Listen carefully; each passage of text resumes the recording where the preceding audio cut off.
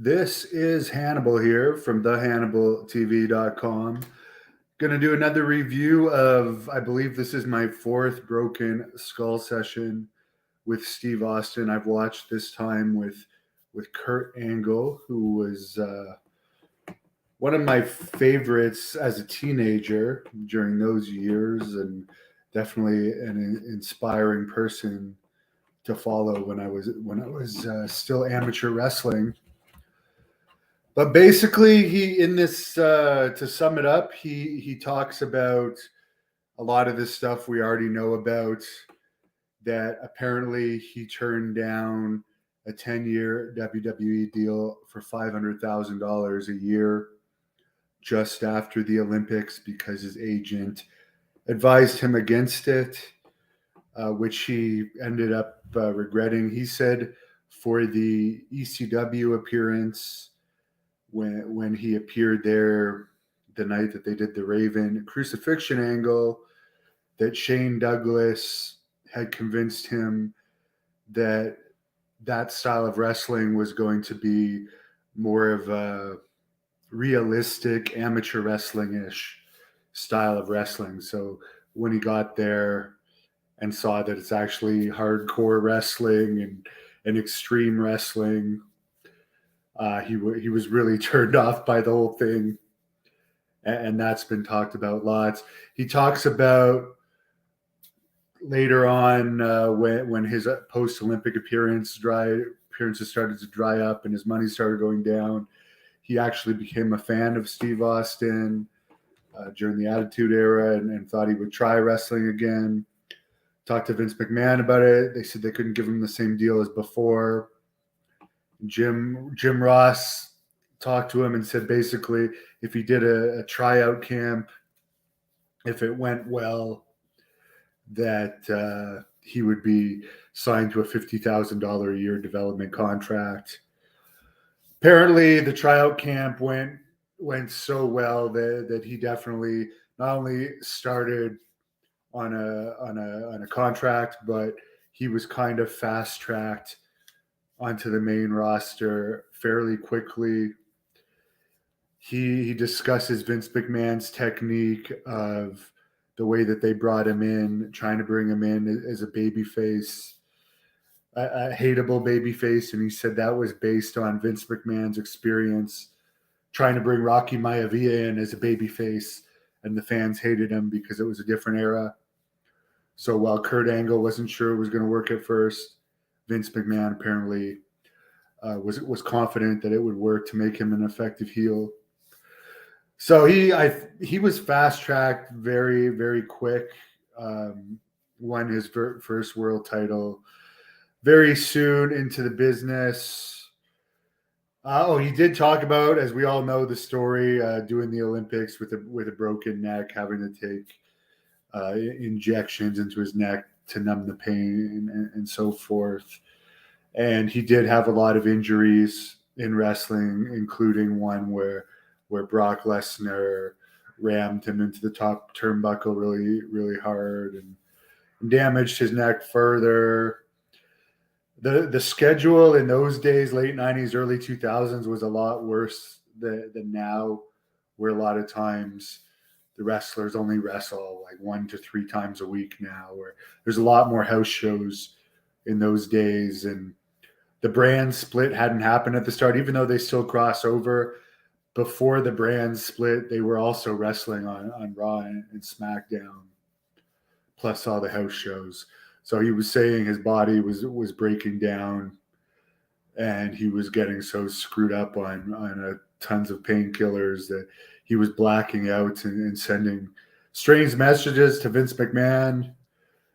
And it showed clips of his match with Shane McMahon where they both got seriously injured due to some malfunctions with the set and malfunctions with stunts that had been planned.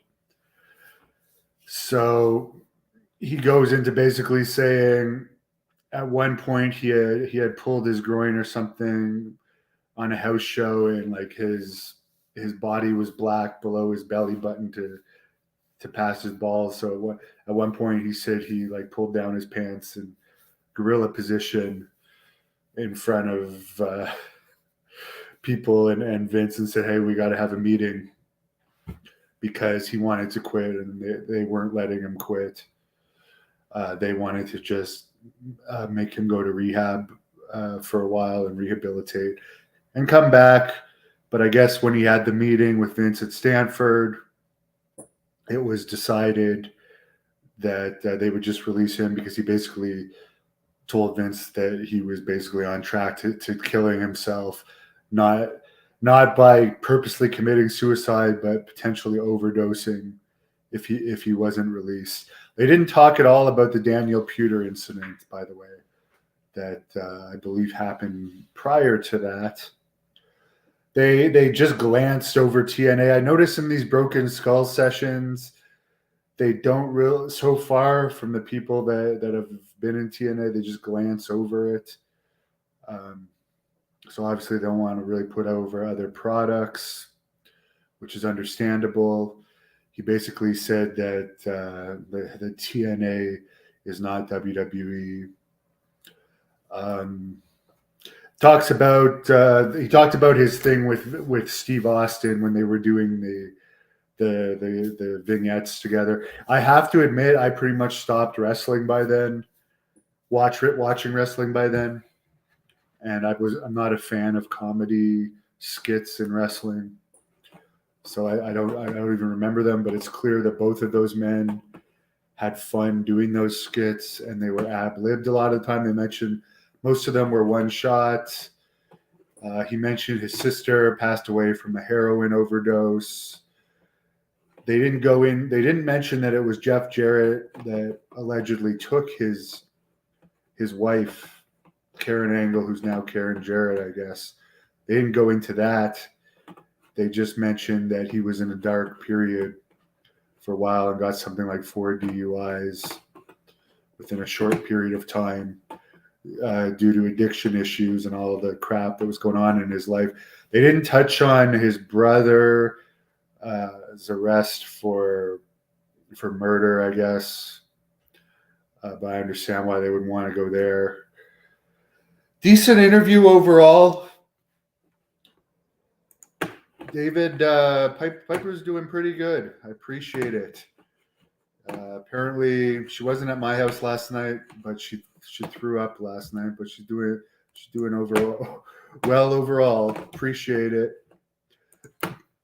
But yeah, good interview overall.